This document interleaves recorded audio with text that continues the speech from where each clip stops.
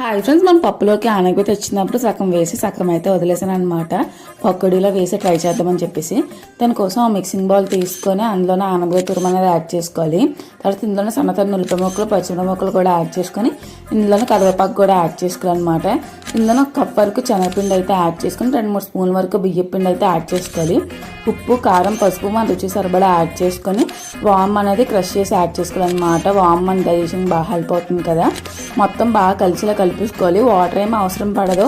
ఒకవేళ అవసరం అనిపిస్తే చిలకరించుకొని ఒకసారి బాగా కలిపేసుకొని సాల్ట్ అయితే చూసుకుంటే సరిపోతుంది. డీప్ ఫ్రైకి అయితే ఆయిల్ పెట్టేసుకున్నాను అనమాట.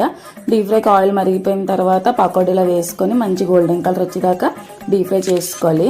వేడివేడిగా ఉన్నప్పుడు తింటే చాలా బాగుంది. మీరు కూడా ట్రై చేయండి ఈసారి ఎప్పుడైనా ఆనగా తెచ్చుకున్నప్పుడు.